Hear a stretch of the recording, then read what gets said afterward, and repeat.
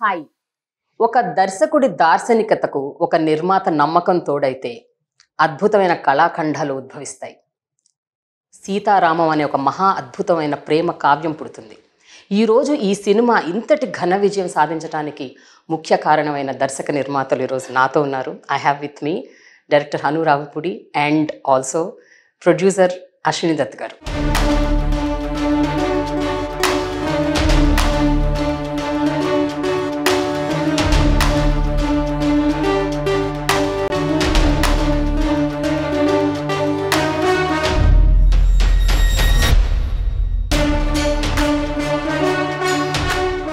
Hi అండి, ఎలా ఉన్నారు?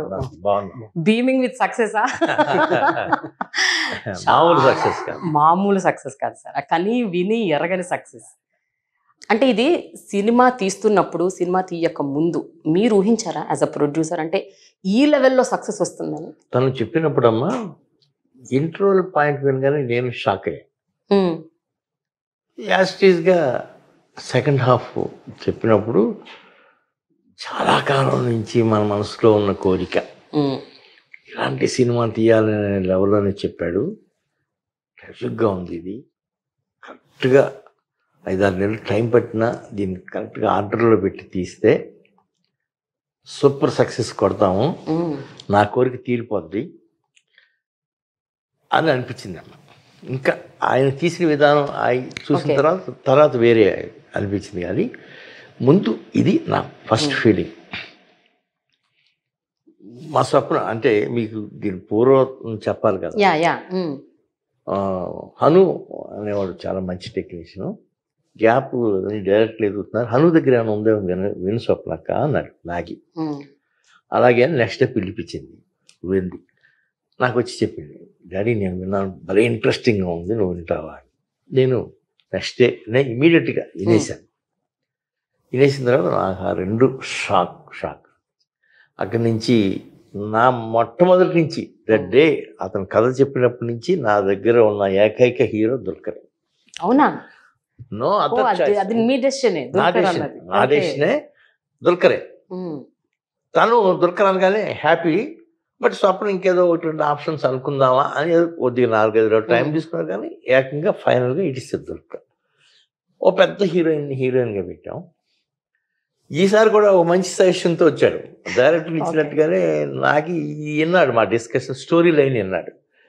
విని తను బ్లాక్ చేసుకున్నాడు ఈ అమ్మాయిని మన ప్రాజెక్ట్ కేకి చెప్పి 2 రోజులు ఆలోచించుకొచ్చి, నేను అమ్మాయి కోసం ఎట్లా ట్రై చేస్తున్నాను, అమ్మాయి కాదు ఇంకెవరైనా ట్రై చేస్తాను, మీకు మాత్రం మృణాలే పర్ఫెక్ట్ ఈ సినిమాకి, మృణాలు పెట్టుకోమని చెప్తే అతను ఎగిరి దూకాడు.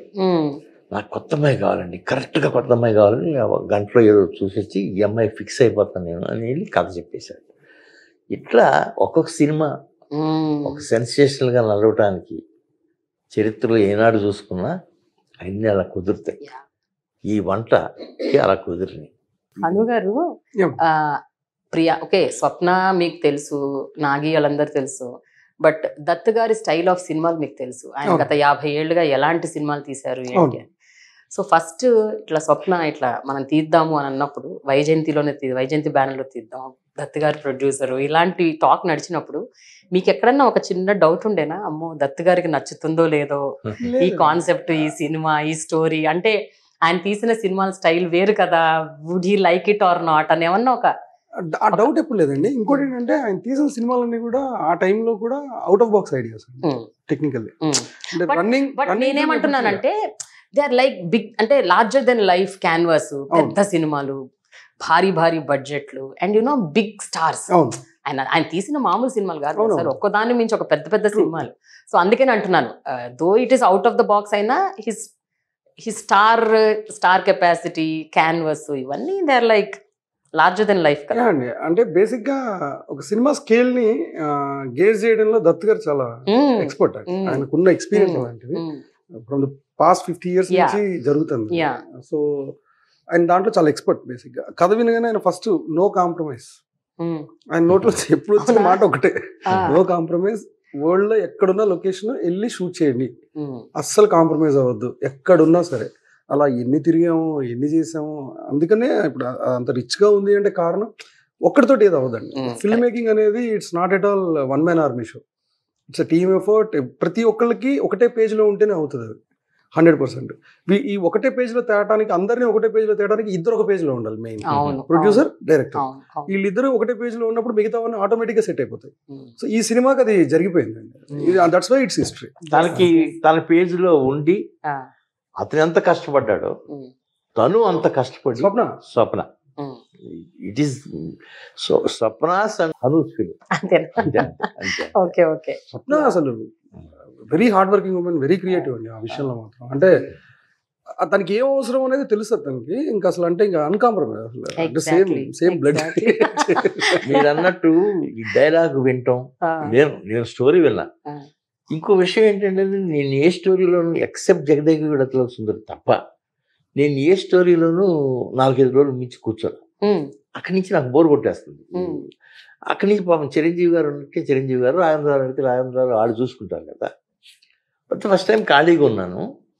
హను కూర్చున్నాం సరదాగా అని హనుతో 5-6 నెలలు కాలక్షేపం చేశాను నేను. ఇక్కడ మా ఇంట్లోనే మార్నింగ్ ఒక 9 నుంచి మధ్యాహ్నం లంచ్ టైం వరకు. దిస్ ఈజ్ రికార్డ్ అనమాట. ఓ గొప్ప ఇన్పుట్స్ ఇచ్చాను కాదు, కానీ లొకేషన్స్ వైజ్, మ్యూజిక్ వైజ్ ఎలా ఉండాలి ఏంటి, సో కంప్లీట్ ఇన్వాల్వ్ అయిపోయారు మీరు. మ్యూజిక్ టేస్ట్ గురించి తెలిసింది. దత్ గారి మ్యూజిక్ టేస్ట్ ఇస్ లైక్. కాకపోతే తను చెప్పిన అప్పుడు రోజు నుంచి నాకు ఒక అనుమానం ఉండేది. ఎప్పుడు అదే చెప్తూ ఉండేవాడిని, అను లెంత్ చూసుకో గతంలో కూడా నీ సినిమాలు కొద్దిగా లెంతీగా ఉంటాయి, ఆ ఒక్క లెంత్ చూసుకో, ఎక్కడ స్లో పేస్ లేకుండా ఉంటే. అంటే మీరు ఎప్పుడైనా చూసుకోండమ్మా, ప్రేమ లవ్ స్టోరీస్ ట్రాజిడీ ఎండింగ్ అనేది కత్తి మీద సాగు. అక్కడ కనుక స్లో పేస్ అయిపోతే ఆడు ముందే ఊహించేస్తే లేచి వెళ్ళిపోతా ఉంటే ఇక అది ఇంటికి వెళ్ళిపోయినట్టు. అసలు ఆ ఛాన్స్ ఇవ్వలేదు అతను. ఇంటర్వ్యూలో ఆ అమ్మాయి ఫోటో చూపించినక్కడి నుంచి కొత్త రకంగా పరిగెత్తించాడు. Hats off to him. Wonderful sir. అనుగారు, నాకు ఒక క్యూరియస్ క్వశ్చన్ అండి. ఈ మధ్య కాలంలో వస్తున్న ఏ లవ్ స్టోరీ అన్నా తీసుకో, they are so loud.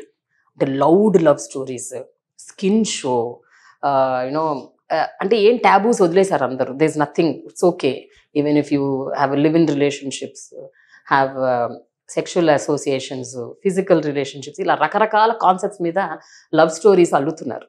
And they are becoming huge successful అవుతున్నాయి. సినిమాలు కూడా సక్సెస్ అవుతున్నాయి బాగా. సో ఈ టైమ్ అండ్ ఏజ్ లో ఇప్పటి జనరేషన్ కి మీరు కనెక్ట్ అవుతారని ఎందుకు అనుకున్నారు? వేరే ఒక్క ఫ్రేమ్ లో కూడా హీరో హీరోయిన్లు హగ్ చేసుకోరు, ముద్దు పెట్టుకోరు, కనీసం వాళ్ళిద్దరి మధ్య ఒక క్లోజ్ ఇంటిమేట్ సీన్ ఒక్కటి కూడా లేదు. ఒక 3 hours సినిమాని how did you think that you can convince the audience? నాకు మాత్రం ఫుల్ కాన్ఫిడెన్స్ ఉండేది. ఈ జనరేషన్ అంటే ఇప్పుడు ఎగ్జాంపుల్ 95 తర్వాత పుట్టిన ఎవరైతే ఉన్నారో వాళ్ళు ఇప్పుడు యంగ్స్టర్స్ అంటే 20 నుంచి 27 years మధ్యలో ఉన్నారు వాళ్ళు. లిటరలీ వీళ్ళు ఇప్పుడు యూత్. అంటే ఆ టైంలో మేము కాలేజీలు మానేసి థియేటర్కి వెళ్ళినప్పుడు ఉన్న సినిమాని ఎలా ఎంటర్టైన్ అయ్యామో ఇప్పుడు వాళ్ళు ఎంటర్టైన్ అవుతారు. Film is always about missing అండి. మనం ఏం మిస్ అవుతామో దాన్ని చూడడమే మనకి ఎప్పుడు ఒక ఆరా క్రియేట్ చేస్తుంది. అంటే ఏం మిస్ అవుతామో, ఏ లైఫ్లో మనం ఉండము అంటే అందుకే బిగ్ క్యాన్వాస్ అంటారు దాన్ని.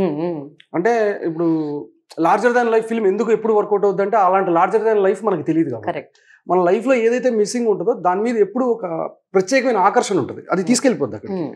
సో ఇప్పుడున్న జనరేషన్లో యాజ్ యూ సెడ్ ఇప్పుడున్న సినిమాలన్నీ కూడా ట్రెండ్ని బట్టి సినిమాలు అండి ఏదైనా సరే. అది ఒక టైప్ ఆఫ్ ఫిల్మ్ మేకింగ్. అదొకలాంటి సినిమాలు అవి కూడా చాలా అవసరం సొసైటీకి. ఎందుకంటే అవే సొసైటీని రిఫ్లెక్ట్ చేస్తాయి. ఫస్ట్ ఒక్కొక్కసారి ఇలా ఉంటే బాగుంటుంది కదా అనే ప్రశ్న ఒక్కొక్కసారి వస్తుంది. అట్లాంటి ప్రశ్న రేకెత్తించే సినిమాలు ఇవి. ఇప్పుడు సడన్ గా ఇప్పుడు మీకు నాకు ఇలా ఉంటే ఎంత బాగుంటుంది. ఇప్పుడు వాళ్ళకే తెలుసు వాళ్ళ లైఫ్ లో ఏం మిస్సింగ్ ఏంటంటే ఆ pure form of emotions exchange లేదు. ఇప్పుడు ఎక్కడ చూసినా నాట్ ఓన్లీ యంగ్స్టర్స్ అండి, ఏ రిలేషన్లో చూసినా కానీ ఆ ప్యూర్ ఫామ్ లేదు ఎక్స్చేంజ్. ఎక్కడ ఇద్దరు మనుషులు కలిస్తే నాకేంటి అని అంటున్నారు కానీ మనకేంటి అని కూడా ఆలోచించట్లేదు. ఆ మనకేంటి అన్న ప్రశ్న ఎప్పుడు వస్తుంది అంటే మనందరం ఆ ప్యూర్ ఫామ్లో ఉన్నప్పుడు వస్తుంది. మనం లేవు, మనం గ్రే అండి. Technically nowadays everybody is grey, we are not Sriramachandramurthy. అస్సలు మనందరం గ్రే. నాకేంటి అన్న ప్రశ్నతోటి మన డే మొదలవుతుంది, నాకేం వచ్చింది అన్న దాంతో ఎండ్ అయిపోద్ది. సో మనం ఏంటి సొసైటీలో ఉన్న ప్రశ్న ఎవడు ఆలోచించరు, దాంతో పెద్ద ఉపయోగం లేదన్న థాట్ ప్రాసెస్లో ఉన్నారు అందరు. ఇది ఎప్పుడైతే ఆ మిస్సింగ్ ఏరియా క్వశ్చన్ చేస్తుందో స్క్రీన్ మీద, అలాంటి సినిమాలు ఎప్పుడు వర్కౌట్ అయినాయి.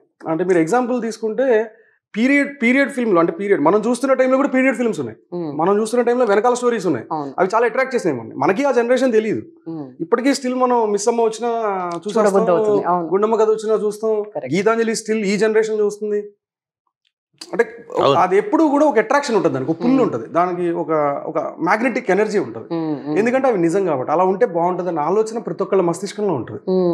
అయితే దత్ గారు, హను రాఘవపూడి గారి కాన్సెప్ట్ ఐడియాకి ఈ స్వప్న సెన్సిబిలిటీస్ ఏమైనా కూడా యాడ్ అయ్యాయని మీరు అనుకుంటున్నారా? Because she's a woman, obvious గా అంటే వీళ్ళ డిస్కషన్స్ లో ఎప్పుడైనా మీరు కూర్చున్నప్పుడు స్వప్న ఎప్పుడైనా అమ్మాయి క్యారెక్టర్ ఇంకా ఇలా కూడా ఉంటే బాగుంటుంది అన్న ఏమన్నా డిస్కషన్స్ వచ్చాయా? యా చెప్పండి. ఒక review last 4 lines read about ఏంటంటే, నిన్నే దత్ గారికి నాకు ఎవరో ఫార్వర్డ్ చేశారు. అది వీరి ప్రేమ కథ 50-60 దశకాల నాటి చిత్రాల్లో ఉన్నంత ఔన్నత్యంతో ఉంది, చిత్రీకరించిన విధానం అది వదిలేయండి, అది పెద్ద మ్యాటర్ కాదు, ఇంకా అర్థమయ్యేలా చెప్తాను అని చెప్పి తను రాస్తున్నాడు. ఇది రాసింది ఆల్మోస్ట్ 30+ years అబ్బాయి. మన ఇంట్లో నాన్నగారో అమ్మగారో తమ పెళ్లినాటి ముచ్చట్లు చెబుతుంటే మనలో ఎలాంటి పవిత్ర భావాలు కలుగుతాయో, కంపారిజన్ చూడండి, అంటే సచ్ అ బ్యూటిఫుల్ ఫీలింగ్ అది. అంటే స్క్రీన్ మీద ఒక ఇద్దరిని చూస్తూ వాళ్ళ మదర్ ఫాదర్ రిలేషన్ వాళ్ళు కనెక్ట్ అవుతున్నారంటే such a beautiful feeling. Exactly, very happy. I'm also అండి, నేను చూస్తున్నప్పుడు ఇంత డివినిటీ ఉంటుంది ఆ లవ్ లో, అది ఎక్కడ కొట్టుకుపోయిందో అసలు, ఎంత ఇంప్యూర్ గా ఉంది ఈ మధ్య లవ్. మీరు అన్నట్టు లవ్ లో ప్యూరిటీ లేదు. 100% యూర్ రైట్. ఇంత లవ్ స్టోరీ ఇలాంటి, ఇప్పుడు వాళ్ళ అమ్మా నాన్న ఇట్లాంటి డిగ్నిటీ ఉన్న లవ్ స్టోరీస్ ఒక ఆదుర్తి సుబ్బారావు గారు తీశారు, దానికి నాగేశ్వరరావు గారు ప్రాణం పోసేవారు. ఆ రోజు సావిత్రి గారు, జమున గారు, అక్కడితో కొట్టుపోయి ఆ తర్వాత ఇంత డిగ్నిటీ ఉన్న లవ్ స్టోరీస్ అయితే మనం దాదాపు వినలేదు. ఇక చూసింది మన కళ్ళతో చూసి మనం 1, 2, 3 చెప్పుకోవాల్సింది వస్తే మరో చరిత్ర, అంతులేని కథ, ఒక సాక్రిఫైస్, గీతాంజలి, కొద్దిగా మేబీ రోజా, వాటితో పాటు మిగతా 1-2 సినిమాల కంటే ఆ రోజు మరో చరిత్ర లాంటి సినిమాలతో, ఆదుర్తి సుబ్బారావు గారు లాంటి క్లాసిక్ సినిమాతో ఢీ కొట్టిన సినిమా ఇది. మీరు ఇందాక అడిగారు ప్రశ్న, ఎస్ నేను విన్నాను. ఆ తర్వాత మ్యూజిక్ కంపోజింగ్ అప్పుడే వస్తానని చెప్పాను, నేను యువతలకు వచ్చాను, ఈ క్యాస్టింగ్ ఇట్లా సెట్ అయ్యి స్వప్న ఎవ్రీడే రావటం నాకు ఒక్కొక్కటి రోజు ఒక్కొక్కటి చెప్తా ఉండే. చాలా మంచి పాయింట్ చెప్పాడు డాడీ అను ఇవాళ. ఆ సీను మీ ఏదో కొద్దిగా డౌట్గా ఉంటే గంటలో మార్చుకొచ్చి చెప్పాడు, ఇలా చేస్తున్నాడు, అలా చేస్తున్నాడు. షీఈస్ ఫుల్లీ నాగి మహానటప్పుడు తను ఎంత హ్యాపీగా ఉందో ఒక ప్రొడ్యూసర్గా, మళ్ళీ అంత హ్యాపీనెస్, ఇది అది చాలా ఇంట్రెస్టింగ్గా తన ఇన్వాల్వ్మెంట్ సాగింది ఈ సినిమాలో. దగ్గర ఏదో సందర్భంలో షీఈస్ ద రియల్ ప్రొడ్యూసర్. కావాలని నా పేరు వేసింది గౌరవానికి, మా నాన్నకు మంచి పేరు వస్తుంది, ఆఖరి రోజుల్లో వేసినట్టుంది. షీఈస్ నేను అనుకున్నాను మేకర్స్ ఛాంపియన్. అయితే హను గారు, మీరు స్వప్న డిస్కషన్స్ మధ్యలో you are a man, of course you must be having lot of sensibilities. అంటే విమెన్ పర్స్పెక్టివ్లో సినిమాలు తీశారు, చాలా తీశారు గతంలో. మీరు అందాల రాక్షస్ అవ్వచ్చు, పడిపడి లేచే మనసు అవ్వచ్చు, అంతకుముందు సినిమా కృష్ణ గారి, అన్నిట్లో కూడా ఒక క్యూట్ సెన్సిబిలిటీస్ విమెన్కు ఉన్నది మీరు చూపిస్తారు. I don't know how you know about it, but I'm really glad that you are projecting that way. ఈ సినిమాకి పర్టికులర్గా స్వప్న సెన్సిబిలిటీస్ ఎంతవరకు మీకు యాడ్ అయ్యాయి? అంటే సజెస్టింగ్ ఎనీథింగ్ ఆర్ యూనో? ప్రశ్న లేనప్పుడు సమాధానం దొరకదండి. ఆ ప్రశ్న ఎప్పుడైతే పుడుతుందో దాని నుంచే సమాధానం వస్తుంది. గ్రోత్ ఎక్కడ ఉంటుంది అంటే ఇప్పుడు ఒక క్వశ్చన్ కావాలి. అవును, అది హ్యూమన్ బ్రెయిన్ చాలా అవసరం ఎదగడానికి. ఆ పరిణామ క్రమంలో ఆ క్వశ్చన్ లేకపోతే మనం ఎక్కడ ఆగిపోవాలి, ఇక్కడ దాకా రాము. సో అది ఈచ్ వర్క్కి ప్రతి ఒక్కదానికి అప్లై చేసుకోవాలి దాన్ని. ఓకే, ఈ హోల్ ప్రాసెస్లోని అంటే ఇప్పుడు ఒక బెస్ట్ ఎక్కడో ఉంటుంది, ఆ రూమ్లో లాకేసి ఉంటుంది, మనం అక్కడ దాకా వెళ్ళాం, మనం గుడ్ దగ్గర బెటర్ దగ్గర అయిపోతాం, ఇది చాలా బాగుందనే ఫీలింగ్లో. లేదు ఇంతకంటే బెటర్గా చేస్తే బాగుంటుందేమో అనే హోప్ కానీ ఒక విష్ కానీ అది ఎప్పుడు వస్తుంది అంటే లైక్ మైండెడ్ పీపుల్ డిస్కషన్లోనే జనరేట్ అవుతుంది. లేకపోతే Very, ఒకళ్ళు very ఈస్ట్ true. ఒకళ్ళు వెస్ట్ అయితే రాదు అది. Very true. అది ఈ సినిమాకి చాలా బాగా కుదిరిందండి. ఒక ఈవెన్ ప్రియాంక కూడా మీరు చెప్తే నమ్మరు, రష్మిక ఇండియన్ హేట్రెడ్ తోటి ఉంటే బాగుంటుందన్న ఐడియా యాక్చువల్లీ ప్రియాంకది. అప్పుడెప్పుడు కరోనా టైంలో జూమ్ కాల్ అసలు భలే ఉంటుంది ఆ ఫోన్ లో. మన వాళ్ళు ఎవరు లేరా, అన్ని ఈ పేర్లేనా, మన వాళ్ళు ఎవరు లేరా. అమ్మాయి ఆథర్, అమ్మాయి యాక్చువల్లీ ఆథర్, ఒక బుక్ పబ్లిష్ చేయడం దగ్గర స్టార్ట్ అయ్యేది స్టోరీ. ఏదన్నా ఉంటే బాగుంటది అనుకున్న టైంలో హేటెడ్ ఉంటే ఎలా ఉండొచ్చు బీయింగ్ ఏ పాకిస్తానీ అన్నది చిన్న థాట్ అట్లా త్రో చేసి వదిలేసింది తను. ఆ రోజు నైట్ నాకు నిద్ర పట్ల, అరే ఇది సచ్ బ్యూటిఫుల్ ఐడియా, అట్లా వచ్చి ఇట్లా తీస్తే బాగుంటది కదా, అద్భుతంగా ఉంటుంది. బట్ ఎలా కన్విన్స్ అవుతారు జనాలు అనేది తర్వాత విషయం. అసలు ఫస్ట్ ఇది మంచి పాయింట్ చెప్పింది. ఇక్కడ నేను డిఫర్ అయ్యా తర్వాత, నాకు తెలియదు డిఫర్ అయ్యారా. నాకు ఆదరు అమ్మాయి పొద్దున్నే లేచి ఏదో తనకు రావాల్సిన అవార్డు రాలేదని ఫీల్ అవుతుంది, ఇంట్లో తాతకు బాగాలేదని ఇట్లా టేక్ ఆఫ్ ఉంది, ఇట్లా టేక్ ఆఫ్ ఉంది. వెళ్ళి పాపం తాతను కవలించుకుంటే ఆ తాత ద్వారా తెలిసింది అనేది తను ఫస్ట్ వర్షన్లో ఉంది. ఇదేంటి ఈ అమ్మాయిని ఎట్లా తయారు చేశారండి, ఎందుకు ఇట్లా మార్చారు అను, ఎందుకు అట్లా చేశారు ఏంటి అను అంటే, కాదండి మేము అందరూ అనుకుని ఆ సజెషన్ నుంచి మాకు ఇది బాగా అనిపించింది అంటే, నాకున్న ఒకే ఒక డౌట్ చెప్పాను. అప్పుడు వెళ్ళి ఆడ తాతని చూసి ఆడ తాత నోట్లో నుంచి విని వెళ్ళిందనేది ఉంది కదా, అది పోయిందే అంటే అసలు టోటల్గా ఇప్పుడు ఆ క్యారెక్టరైజేషన్ వేరుగా ఉంది కదా, డబ్బులు పడే వెళ్ళి నా పని చేసుకుంటారా చేశారు కదా, అది రిసీవ్ చేసుకునే విధానం చూస్తే అసలు అమ్మాయికి ఆ అమ్మాయి అదరగొట్టేసి.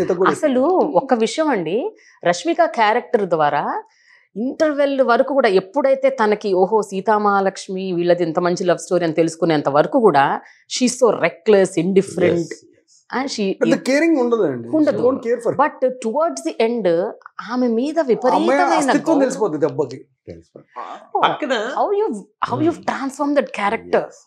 Like అది it's an amazing literally master stroke in that film. నాకు కూడా చాలా ఇష్టం అది ఆ స్పాట్. అదొకటి తను చేసిన ఇంకో తెలియగల పని ఉందమ్మా. అక్కడ పక్కన బాలాజీ క్యారెక్టర్ పెట్టి ఏం లవ్ స్టోరీ ఇది కదా మజా, అట్లాంటి మాటలు అనిపించాడు కదా.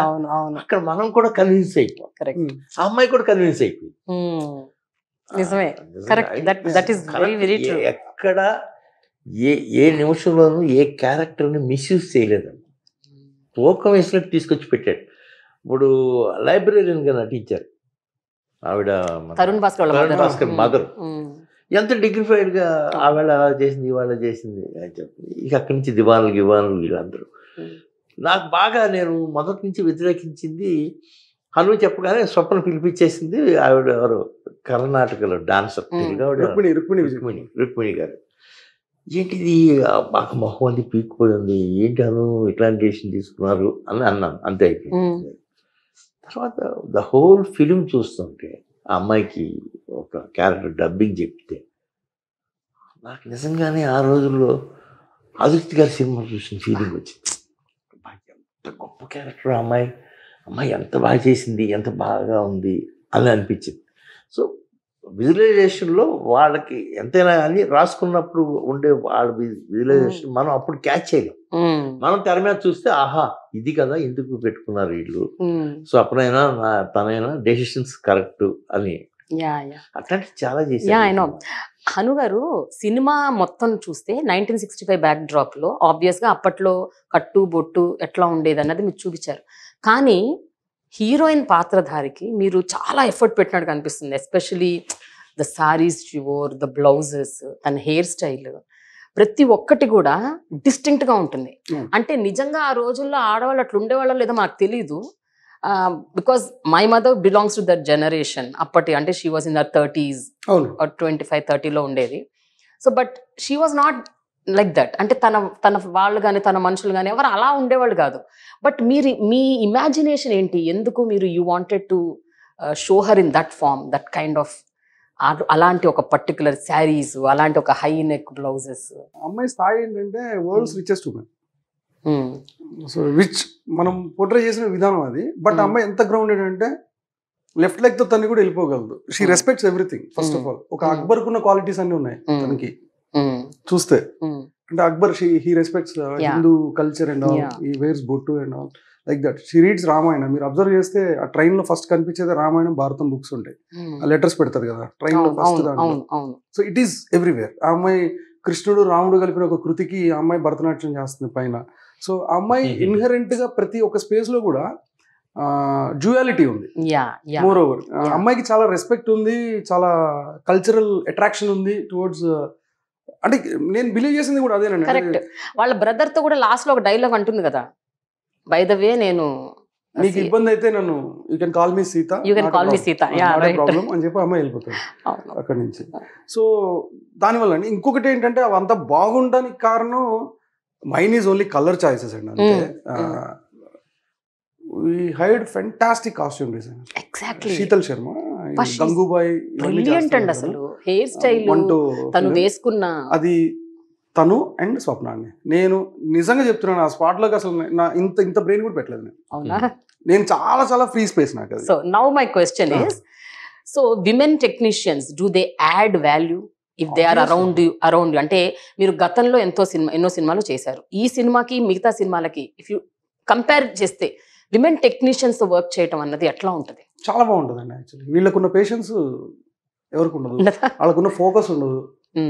మోర్ ఓవర్ నేను చేశాను, నేను అసిస్టెంట్ డైరెక్టర్ నుంచి ఇక్కడికి వచ్చిన. Exactly, yeah right. నేను చూస్తాను, నాకు తెలుసు.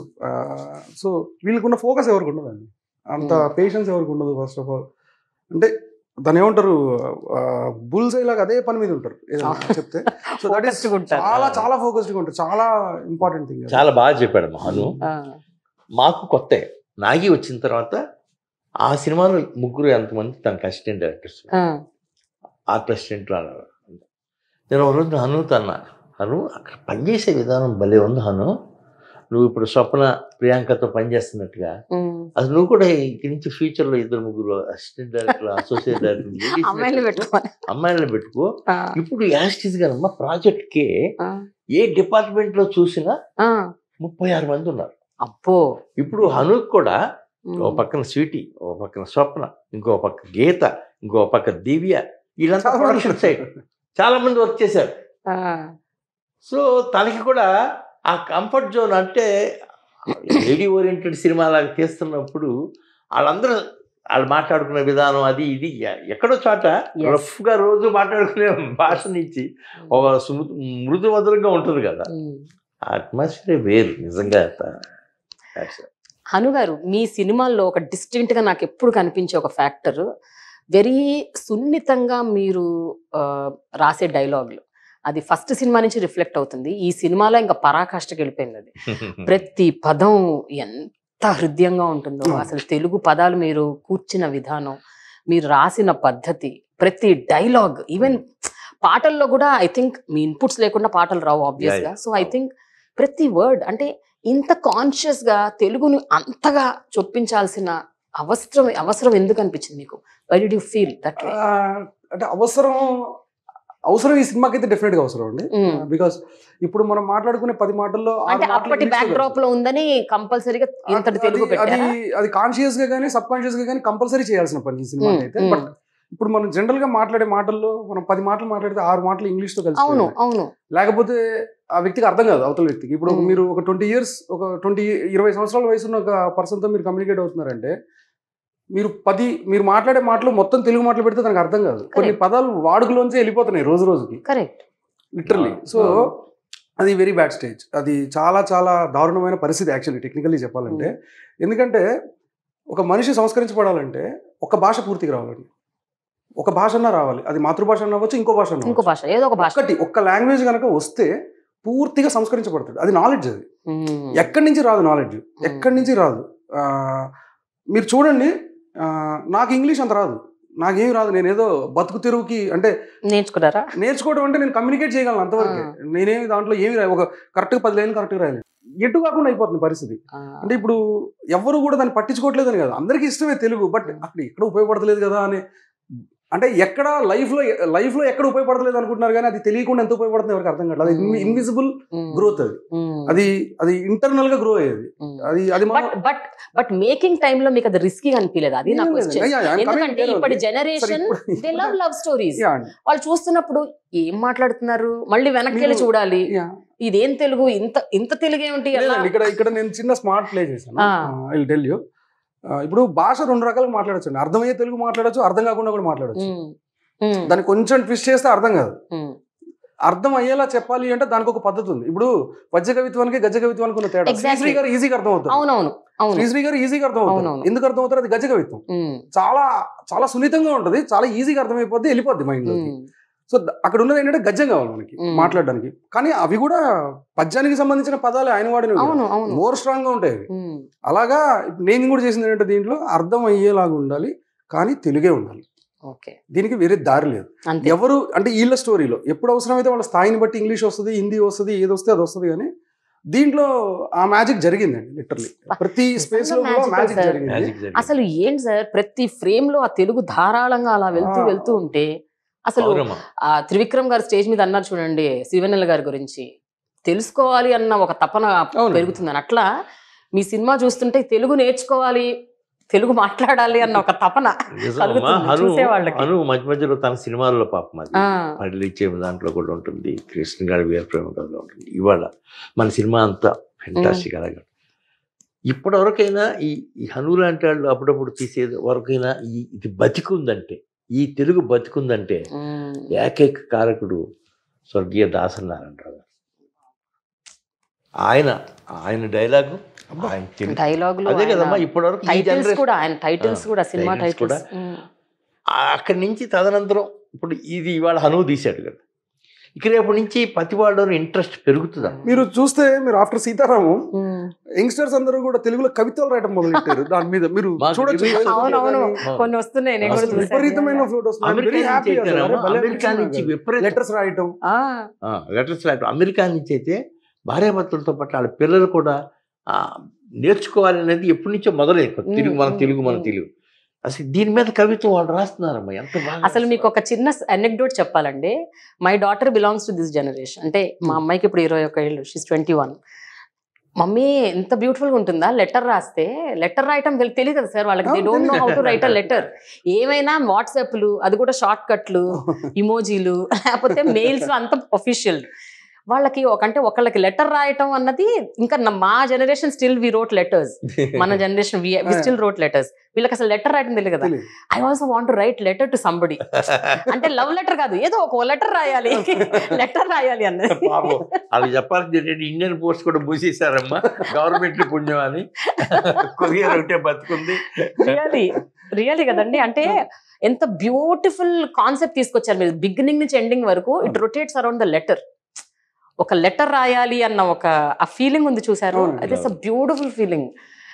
అయితే ఇక్కడ ఈ సందర్భంలో పరుచూరి గారి ఒక 2-3 క్వశ్చన్స్ కి మీరు ఆన్సర్ చెప్పాలని నేను అనుకుంటున్నా. పరుచూరి గారు ఈ మధ్య ఒక వీడియో రిలీజ్ చేశారు, సీతారామం గురించి చాలా అద్భుతంగా మాట్లాడారు. మీరు ఆ వీడియో చూసారు లేదు నాకు తెలియదు, చూసారు కదా. అందులో he had 3 curious questions. So ఆయన తరపున నేను అడుగుదామని. ఒకటి ఏంటంటే, ఈ సినిమా కేవలం ప్రేమ కథ కాదు, ఇది 3 కథల కాంబినేషను. ఒకటి దేశం కథ, ఒకటి ప్రేమ కథ, ఒకటి త్యాగం కథ. సో హను గారు, మీరు అంటే ఈ సినిమా ఈ మూడిటి కాంబినేషన్ అని మీరు అగ్రీ చేస్తారా, లేకపోతే ఇది కేవలం ప్రేమ కథ అంటారా? లేదండి, ఇది మోర్ దాన్ లవ్ స్టోరీ అని ఫ్రమ్ ద బిగినింగ్ అందరం చెప్తున్నాం. బట్ దీని ఫ్రంట్ ఫేస్ వచ్చేసి లవ్ స్టోరీ. బట్ ఇది ఇప్పుడు ఇది యాక్చువల్గా రాముడి కథ, శ్రీరాముడి కథ. శ్రీరాముడి కథలో ధర్మం కోసం చేసిన యుద్ధం ఉంది, అదే ధర్మం కోసం చేసిన త్యాగం ఉంది, అదే ధర్మం కోసం నడిచిన ఒక దారి ఉంది. అది శ్రీరాముడి నుంచి తీసుకున్న ఆ లైఫ్ స్టోరీ చుట్టూ ఉన్న ఒక పర్సనాలిటీ, మొత్తం ఉన్న ధర్మాలు అవి. ఇప్పుడు మీరు దీంట్లో చూస్తే ఒక డైలాగ్ కూడా ఉంటుంది, ఆయుధంతో యుద్ధం చేసే ధర్మం కోసం యుద్ధం చేసేవాడు రాముడు అని.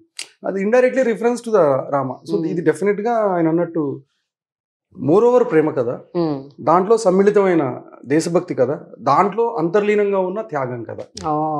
I know, very good. అసలు అందులో ఇంకొక లైన్ అసలు అది బాగా వైరల్ అయిపోయింది. ఏంటది కురుక్షేత్రంలో రావణ సంహారం, యుద్ధపు వెలుగులో సీతా స్వయంవరం. ఏంటి సార్ దాని మీనింగ్?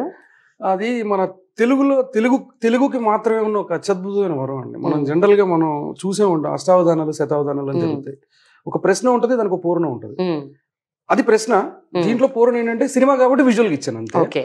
ఇక్కడ దీంట్లో కురుక్షేత్రంలో రావణ సంహారం అంటే కురుక్షేత్రం ఒక రకంగా చెప్పాలంటే ఒక అన్నదమ్ముల మధ్య జరిగిన ఒక వైరం కురుక్షేత్రం.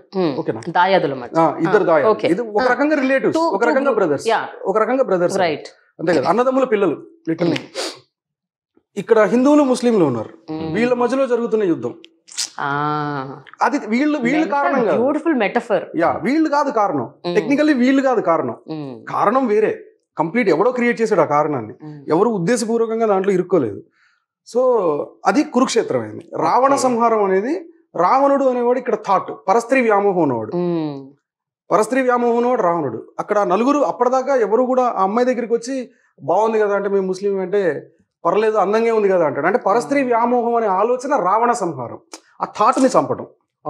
అది కురుక్షేత్రంలో రావణ సంహారం. ఫస్ట్ యుద్ధపు వెలుగులో సీతా స్వయంవరం అంటే అక్కడ చుట్టూ ఉన్న యుద్ధపు కాంతిలో సీతా స్వయంవరం జరిగింది అక్కడ. అది మెటఫర్. అది వాళ్ళిద్దరి ఎంత deep thought is there. Exactly. Okay Dutt గారు, ఈ ప్రశ్న మీకు. అశ్విని దత్ గారు చాలా పెద్ద రిస్క్ చేశారు అన్నారు పరుచూరి గారు. ఎందుకంటే ఒక ప్రకాష్ రాజ్ని, ఒక గౌతమ్ మీనన్ని, ఒక అన్నపూర్ణ గారిని, అంత పెద్ద భూమిక, సుమంత్, ఇలాంటి అంటే రియలీ గ్రేట్ యాక్టర్స్ని జస్ట్ వాళ్ళ రోల్ ఒక 2 minutes 3 minutes అంతకంటే ఎక్కువ ఉండదు. సుమంత్ కొంచెం ఉందనుకోండి, బట్ అదర్స్ అంటే మీరు అసలు అంటే how did you convince them, how did you make them work for this film, how did this happen అన్నది ఆయన కూడా ఆశ్చర్యపోతున్నారట. వీళ్ళందరూ జస్ట్ అలా వచ్చి ఒక 2 నిమిషాలు 3 నిమిషాలు ఎలా చేయగలరు? కథని మార్చే క్యారెక్టర్లు, బట్ దే షుడ్ బి, అంటే అందరూ ఒప్పుకోరు కదా, ఇంతేనా నా పాత్ర, ఇంతేనా చేయాలి. ఒక Rashmika, Rashmika also she is not the main lead. ఇవన్నీనమ్మా this entire credit goes to Swapnavani. తనే మాట్లాడి తీసుకొచ్చి తనే పెట్టింది. కాకపోతే మీకు ఎక్కడ డౌట్ రాలేదా? నాకు డౌట్ ఎప్పుడు రాదమ్మా. నాకు ఎంతసేపు ఎంత కాస్టింగ్ ఉంటే అంత బెటర్ అని ఫీల్ అవుతుంది. ఎక్కడన్నా ల్యాగ్ ఫీల్ అయ్యేటప్పుడు ఏదైనా కొత్త క్యారెక్టర్ కనపడగానే ఆ ల్యాగ్ తగ్గిపోతుంది. పైగా రిస్క్ అనేది నా జీవితమే రిస్క్ గా ఉంటుంది. ఇప్పుడు నాకు అంతమంది లేదా నిద్రపట్టదు అంతమంది. నేను అందుకనే మహానటి అప్పుడు కానీ ఇప్పుడు కానీ ఎప్పుడు కానీ ఒకటి చెప్తా, ఎంత ఖర్చుకైనా వెనకాడద్దు. కాంప్రమైజ్ అయ్యారా డాక్యుమెంటరీ అయిపోతుంది, డాక్యుమెంటరీ అయిపోతే ఇంటికి వెళ్ళిపోతుంది పూర్తిగా. అదే నా స్లోగను. దానికి అనుగుణంగానే ఉంటుంది స్వప్న డెసిషన్స్ అన్ని. అందుకనే ప్రకాష్ రాజ్తో ఫోన్లో మాట్లాడి చెప్పిన, రష్మికది 3-4 సార్లు ఫాలో అప్ అయ్యి పట్టుకొచ్చిన, మిగతా అన్ని అసలు చేస్తుందండి. పట్టుకుంటే మాత్రం వదిలిపెట్టాలి. ఇక అన్నపూర్ణమ్మ గారు లేకపోతే వాళ్ళు వీళ్ళు అట్లాంటి వాళ్ళందరినీ ఏదో ఈ 3 రోజులైనా అది ఇది అని మురళీ శర్మ లాంటి వాళ్ళతో నేను ఫోన్లో మాట్లాడి 3 రోజులు కాదు 1.5 రోజైనా మిగిలిపోతావు, ఏం ఆలోచించొద్దు అంటే, నా హన్నుతో కూడా పనిచేసిన అనుభవం ఉందిగా అన్న. అట్లా మన దగ్గరకు వచ్చేటప్పటికమ్మా మేము చెయ్యము అనేవాళ్ళు ఎవరు ఉండరు, కన్విన్స్ అవుతారు. అందులో ఇప్పుడు ఈ జనరేషన్లో కన్విన్స్ చేయడానికి ఒక నాగియో ఒక హనువో ఉంటే పెద్ద వెరీ ట్రూ.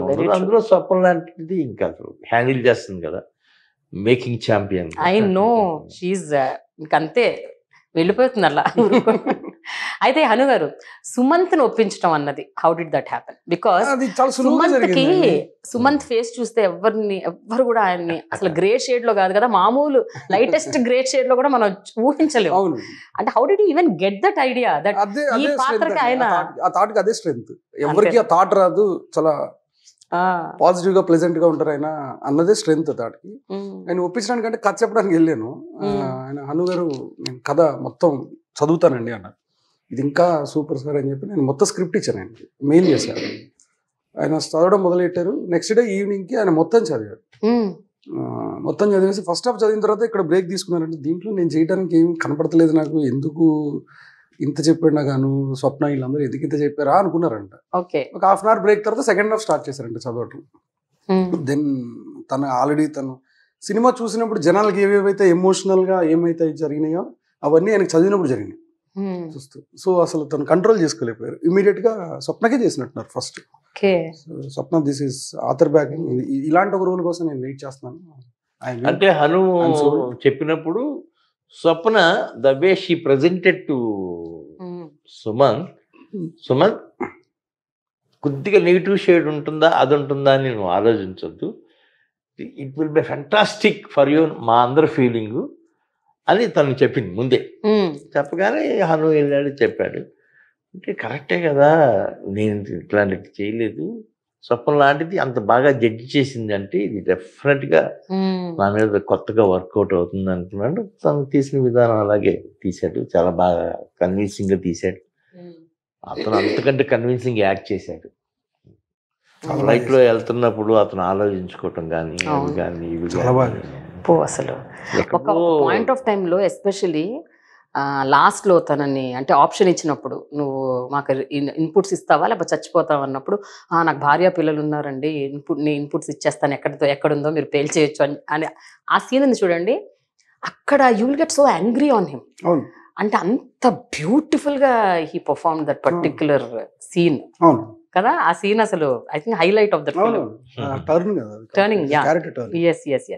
అయితే హను గారు, రష్మిక విషయానికి వస్తే, రష్మిక మీరు అడిగే టైంకి ఐ డోంట్ నో మీరు ఎప్పుడు అడిగారు తన రోల్ కోసం, అసలు Pushpa major hit, she's a క్రష్మిక, మొత్తం ఇండియా అందరూ ఆమె అంటే పడి చచ్చిపోతారు, అంత ఇష్టం. She's like national crush. అలాంటి ఒక రష్మికని మీరు ఒక బిగిన్ ఒక ఇంటర్వెల్ వరకు it's like she is a negative shade completely. How did you convince her? How did Rashmika, because stage మీద కూడా అన్నది ఈ ఇద్దరి కథలో నేనేం చేస్తానండి, అది సీతారాముల కథ కదా, నాకేం సంబంధం అని. అంటే first of all Swapna push అండి మెయిన్ ఒక పాయింట్ దాకా, తర్వాత స్టోరీ కదండి ఏం చేసిన. ఏ యాక్టర్ కన్విన్స్ అవ్వాలన్నా బట్ కొంచెం అనుకుంటారు కదండి, ఇప్పుడు అనుకుంది అమ్మాయికి అది ఉండే. But somehow she felt it like one anchor. While she is coming and acting, అసలు చాలా కన్విన్స్ అయిపోయింది. యా ఐఎమ్ డూయింగ్ రైట్, నా మీద కొత్తగా ఉంటుంది అనే దాంట్లోకి వచ్చింది. కాకపోతే నేను చూసిన దాంట్లోనేమో one of the best heroine, best human being. ఒకే ఒక రెస్పెక్ట్ మాకు. అంతకుముందు సినిమా తీసాం, స్వప్న అంటే బయట బాగా ఇష్టం తనకి, నేనంటే బాగా రెస్పెక్టబుల్గా ఉంటారు. ఇది ఇంకో హీరో అయితే చేయదమ్మా, ఇంకో హీరోయిన్ అయితే చేయదు. అది అంటే right now she is most desired కదా, she is most wanted. Yeah really correct. Sir, మూడో ప్రశ్న పరుచూరి గారిది. అదేంటంటే ఎండింగ్ సాడ్ ఎండింగ్ కాకుండా ఒక హ్యాపీ ఎండింగ్ అయి ఉంటే సినిమా ఎలా ఉండేదో అని ఒక ఐబ్రోస్ రేజ్ చేసే క్వశ్చన్ అడిగారు ఆయన. అంటే ఫస్ట్ నుంచి ఉన్నదైతే ఇదే ఎండింగ్ అండి. బిగినింగ్ నుంచి మీరు అసలు అనుకోలేదు, అసలు ఆ థాట్ అట్ సైడ్ అసలు ఆ పేజ్ కూడా లేదు అసలు. బట్ మీరు ఇందాక దత్ గారు అన్నట్టు అదొక కత్తి మీద సాము లాంటి డెసిషన్ అన్నారు కదా, ending it in sad ending. మీకేమనిపించింది ఏ క్షణమైనా ఒక్క నిమిషం కొంచెం should we also think in alternate way అని అనుకున్నారు? ఎప్పుడు అసలు ఎప్పుడు రాలేదు, మీరు అడిగారా పోనీ? నేను అడగరా. ఇప్పుడు తర్వాత రిలీజ్ అయిన తర్వాత ఫస్ట్ మార్నింగ్ షో అయిపోయిన తర్వాత మ్యాట్నీ నుంచి నన్ను ఫోన్ చేసి అడగటం మొదలు పెట్టారు. ఎక్స్ట్రాడినరీగా ఉందండి. ఆ ఎండింగ్ తో కూడా ఒక్కసారి చేయకూడదా నాకు మూడో రోజు ఎప్పుడో హను నన్ను హను అందరూ ఇట్లా అడుగుతున్నారు హను ఆ బిట్ వరకు వాళ్ళే చెప్పారు కదా. నాకు ఫోన్లో 1000 మంది చెప్పుంటారా మీ మాట, చెప్పిన వాళ్ళందరూ వాళ్ళే కథ చెప్పారు. అక్కడ తెలిసిందంట తనకి, హీరోయిన్ కి తెలిసి వెంటనే పాకిస్తాన్ వెళ్ళిపోయింది. అదే రష్మిక వెళ్ళిపోయి విడుదల చేస్తుంది, కలిసిపోతారు. అదే కదా అందరూ అదే అనుకున్నారు. అలా చేస్తే ఎండింగ్ బాగోదండి. అంటే బాగోదంటే అంటే ఎక్స్పెక్టెడ్ ఎండింగ్, అంటే ఓకే ఇంటికి ఏం తీసుకెళ్ళాం దాని నుంచి, అది అక్కడ వదిలేసి వెళ్ళిపోతాం. అక్కడ పాప్కార్న్ తో పాటు దాన్ని వదిలేసి మా ఇంటికి వెళ్ళిపోతాం. అంతేనా? ఆ బరువు తీసుకెళ్ళాం. ఓకే. అయితే ఇంకోటి, అతను లెటర్ రాసే టైంకి ఆమె ప్రిన్సెస్ అని తెలుసుకుంటాడు ఆల్రెడీ. తెలుసుకున్న తర్వాత మరి ఈ కెన్ అడ్రస్ ఇట్ నూర్జహాన్, ఎందుకు సీతా మహాలక్ష్మి అని పెట్టడం? ఇప్పుడు అడ్రస్ లో టు సీతా మహాలక్ష్మి, వాళ్ళిద్దరి మధ్య ఉన్న బంధం సీతా అంటే సినిమా చెయ్యాలి కాబట్టి ఖచ్చితంగా సీతా మహాలక్ష్మి అని పెట్టారు. అది ఈజీ వే అవుట్ అండి, అంటే సమాధానం చెప్పడానికి అది సరిపోద్ది యాక్చువల్లీ. బట్ యాక్చువల్ గా అది కాదండి, అక్కడ మెటఫర్ అంటే ఆయన మనస వాచ కర్మణ సీతా మహాలక్ష్మి. ఇప్పుడు సీతా మహాలక్ష్మి అన్ననే వెళ్ళిపోద్ది, ఎందుకంటే సీత అంటే తను అని తెలుస్తాను లిటరలీ. తను ఎక్స్పెక్ట్ చేయడు కదా అమ్మాయి ప్యాలెస్ లో ఉండదు. ఈ రోడ్ లెటర్ 8 months గ్యాప్ లో తను రాసాడు లెటర్. 20 ఏళ్ల తర్వాత చేరదని తను అనుకోడు. అది తన మైండ్ సెట్ లో, తన మస్తిష్కంలో లేని ఒక ప్రశ్న అది. 20 ఏళ్ళు పడుతుంది అని.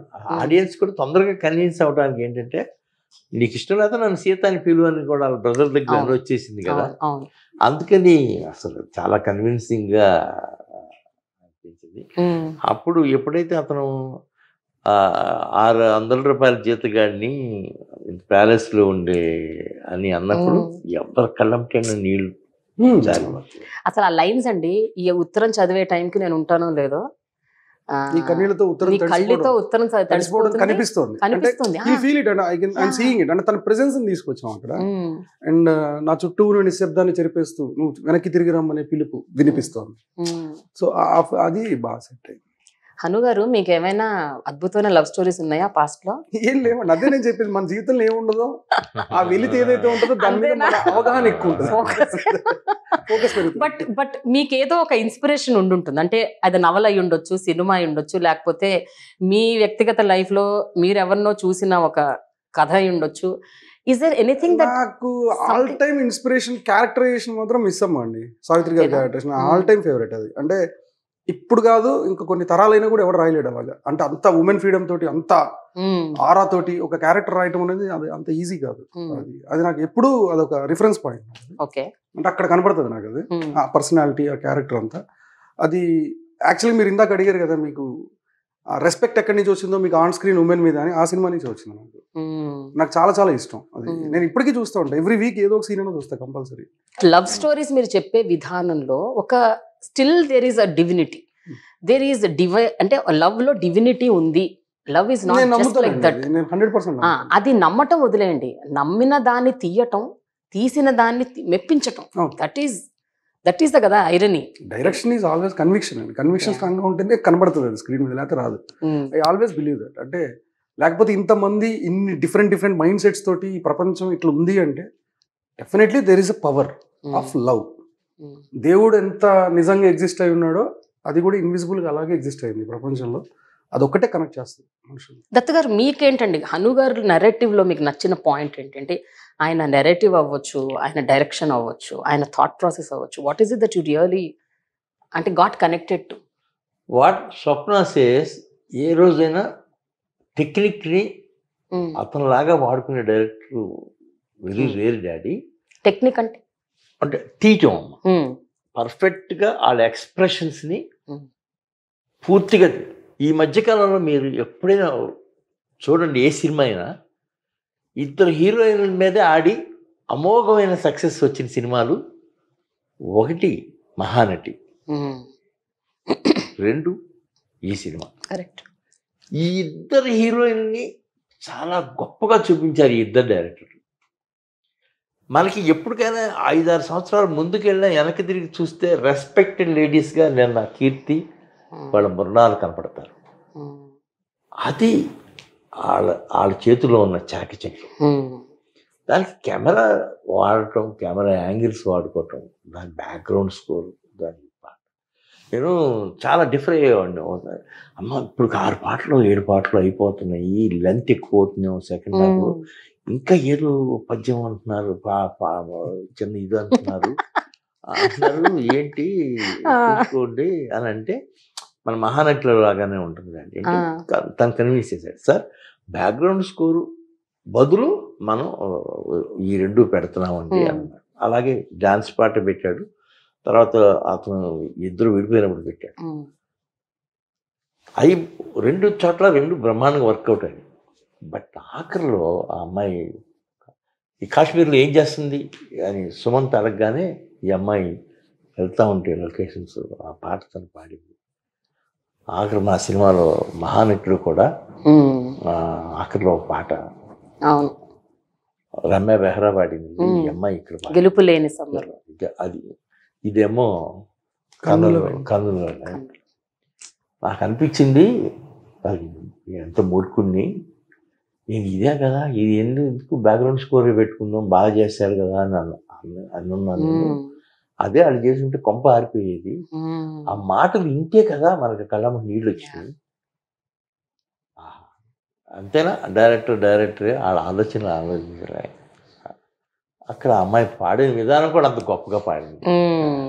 అయితే దత్తు గారు, మీ మీ ఆలోచన అబౌట్ హను రాఘవపూడి గారు హ్యాస్ చేంజ్డ్ అని నేను విన్నాను. అంటే సినిమాకి ముందు they was an opinion about Hanu గారు, సినిమా తర్వాత కంప్లీట్లీ అది మారిపోయింది అని విన్నాను నేను. రైట్? ఏం లేదమ్మా, సినిమాకు ముందు నా ఒపీనియన్ స్ట్రాంగ్ ఒపీనియన్. అదే అను సెకండ్ హాఫ్ లాగుతా ఉంటా. ఈ నువ్వు చెప్పిన కథలో కూడా గొప్ప కథ చెప్పావు, కానీ మళ్ళీ నీ లాగుడికి పనికొచ్చేగా ఉంది. అదొక్కటే చూసుకో అదే భయపడేవాడు. ఎప్పుడు అడిగినా ఈ సీను ఆ సీను ఈ సీను కూతిస్తున్నాడా అని బయట కూర్చొని ఆలోచించేవాడు.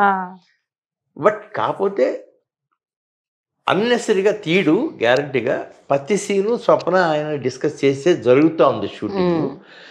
అంటే అనుకున్నట్టుగానే నేను సినిమా చూసినప్పుడు, నేను సినిమానే చూశానమ్మా, నేను డబుల్ పాజిటివ్ ఎప్పుడు చూడను కూడా. చూసినప్పుడు అనిపించింది, ఒక ప్రశ్నకి సమాధానం సెకండ్ హాఫ్లో చెప్పాడు. సెకండ్ హాఫ్లో చెప్పే ఒక రిఫరెన్స్కి ఫస్ట్ హాఫ్లో ఇచ్చుకుంటూ వచ్చాడు. Extraordinary screen play, it's a great directorial touch. అదే నేను షాక్ అయింది. అతను అనుకున్న దానికి బ్యాక్గ్రౌండ్ స్కోరు చేయించుకున్న దానికి, కెమెరా వర్క్, కెమెరామెన్ హెల్ప్ అయిన దానికి టోటల్గా ఎస్. మనం ఆపర్చునిటీ ఇస్తే, ఒక మంచి టెక్నీషియన్ తీసుకొచ్చిన ఆపర్చునిటీ ఇస్తే రిజల్ట్స్ ఎలానే ఉన్నాయి. గొప్ప సినిమా చూసాం అనే ఫీలింగ్ కలుగుతుంది. అయితే మీరు ఊహించారు హను గారు, అంటే ఇంతటి రెస్పాన్స్ వస్తుందని మీరు ఎక్స్పెక్ట్ చేశారా? తీసినంతసేపు కూడా ఉండేది we're doing some good film 100%. ఏదో బట్ ఈ రెస్పాన్స్ అది నేను సినిమా ఫైనల్ గా చూసినప్పుడు నాకు వచ్చిందండి. అదే నేను ప్రీ రిలీజ్ ఈవెంట్ లో కూడా చెప్పాను. నేను మొత్తం అన్ని షట్ డౌన్ చేసుకుని చూసే సినిమా. లాస్ట్ కట్ నేను అప్పుడు కూడా చెప్పాను, అప్పుడు దత్ గారికి కూడా ఫోన్ చేశాను, స్వప్నకి చెప్పాను. అదే నేను ఆ రోజు ప్రీ రిలీజ్ ఈవెంట్ లో కూడా చెప్పాను. ఈ సినిమా అట్లా ఆ ఫీలింగ్ నాకు ఎప్పుడు కలగలేదు. నేను సినిమా చూసినప్పుడు నేను ఏడ్చాను. నేను ఏడ్చాను. మొత్తం షట్ డౌన్ చేసుకొని చూసా సినిమా అంతా, మొత్తం అన్ని ఆఫ్ చేసుకుని with the background score. Last reel అప్పుడప్పుడే అవుతా ఉంది, తీసుకొచ్చి మొత్తం అంతా పెట్టిన తర్వాత చూసి then I felt it okay. నేను లిటరలీ ఏడ్చాను.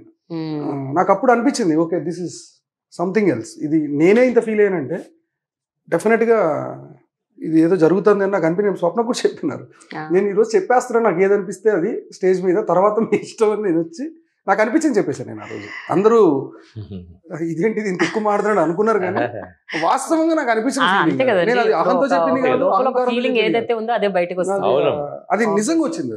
అది నేను చెప్దామని చెప్పింది కూడా కాదు. అయితే ఈ మధ్య కాలంలో ఎక్కువ సినిమాల్లో రెగ్యులర్ గా యూజ్ చేసే మ్యూజిక్ డైరెక్టర్స్, రెగ్యులర్ గా పాటలు పాడే వాళ్ళనే పెడుతున్నారు. మీరు సడన్ గా you took you turn and ఒక విశాల్ చంద్రశేఖర్ లాంటి మీరు చేశారు. అంటే నేను అనేది there are 2-3 music directors who are repeatedly doing and same singers who are singing. మీరు చరణ్ గారిని తీసుకొచ్చారు, మళ్ళీ సునీతతో పాట పాడించారు. అదేనమ్మా ఈవెన్ తను అండ్ ఓకే విశాల్ అంతా మీరు పనిచేశారు. బట్ విశాల్ గారిని తీసుకోవాలి అన్నది కూడా మీరు, దత్ గారు కూడా should be willing to actually accept all this technicians. తనకి మ్యూజిక్ టేస్ట్ ఉందనేది నాకు తెలుసు అమ్మా. ఓ కొత్తగా ఎవరో వస్తున్నారు, ఎందుకంటే మీరు అసలే మ్యూజిక్ మీద మీకు బాగా పట్టుంది, వస్తున్నారు కాబట్టి గ్యారంటీగా మన ఆఫీస్లో కొత్తగా జాయిన్ అవుతున్నాడు, అతని దగ్గర సరస్వతి ఉంది, మనం 1కి 4 సార్లు ట్యూన్ చేయించుకుని మనం తనివి తీరా చేయించుకోవచ్చు అనే ఉద్దేశంతో అన్నాను. ద ఫస్ట్ 1 or 2 ట్యూన్స్లోనే అర్థమైపోయింది వాళ్ళిద్దరు సింక్రనైజింగ్ కానీ, అతను పడే కష్టం కానీ. ఒకటోసారి 6 నాకు ఒక లిరిక్ రైటర్ మీద అంత అనిపించలేదు. తర్వాత సీతారామ శాస్త్రి గారు మా గురువుగారు ఉన్నారు కదా, ఒక 2 పాటలు రాసిన తర్వాత మళ్ళీ అదే లిరిక్ రైటర్ని నేను కూర్చోబెట్టి ఓ ప్రేమ అనేటప్పుడు ఇట్లాంటి పదాలు ఉంటే నాకు కొన్ని ఉంటాయి. ఆత్రేయ గారి టైం నుంచి కొన్ని వర్డ్స్, సీతారామ శాస్త్రి గారు మధ్యలో మా గురువు గారు వేటూరు గారు కొన్ని వర్డ్స్, కొన్ని ఇది వాళ్ళకి అర్థమయ్యే విధంగా ఆ ప్రేమ పాటలో అర్థమయ్యే విధంగా చెప్తే ఎంతో అత్యద్భుతంగా రాశాడు. 1 గంటలో రాశాడు. సో అందరూ విద్యుత్ ఉన్నాళ్ళే ఒక చోట జారుతారు, మనం వాళ్ళని పట్టుకోవటంలోనే ఉంటుంది. అంటే ఈ మధ్య కాలంలో మనం వినలేదు ఎస్పి చరణ్ పాటలు పాడటం చాలా రేరు. అక్కడ పాడుతున్నారు కానీ ఆయనతోని మీరు ఎంత మంచిగా నాకెందుకో అనిపించిందమ్మా, అసలు బాలు గారు పాడినట్టే ఎన్నేళ్ల తర్వాత మళ్ళీ ఒక ఎవరు అని అమెరికా నుంచి అడిగారమ్మా, ఇట్లా చరణ్ ఎస్పి చరణ్ బాలు గారు అబ్బాయి అంటే ఎక్కడున్నాడండి ఆయన, మరి వీళ్ళెవరో పాడిస్తారేంటి అంటున్నారు. పాపం నిజం అండి, అసలు ఎంత బ్యూటిఫుల్ చాయిస్ అది, చాలా మంచి పిక్. లేకపోతే ఇంకా వేరే వేరే లాంగ్వేజెస్ వాళ్ళు పాడుంటే మళ్ళీ తెలుగు భాష కొంచెం ఎఫెక్ట్ అయ్యేది గ్యారంటీగా. నాకు ఒక్క చోట మాత్రం భలే ఆనందం వేసిందమ్మా, బాలు గారు మంచి భూమిలో పాడుతూ ఉండగా రామాచిలకమ్మ అలా తీసుకొచ్చి పాడించారు, ఉదితున్నారండి. అలాగే సుశీలం గారు, చిత్ర గారు బాగా పాడుతున్నప్పుడు మన ఇళయరాజా గారి దగ్గర వాళ్ళిద్దరు సిస్టర్స్ని, అపూర్వమైన సిస్టర్స్ ఇద్దరిని, లతా గారిని, ఆశా గారిని పాడించారు.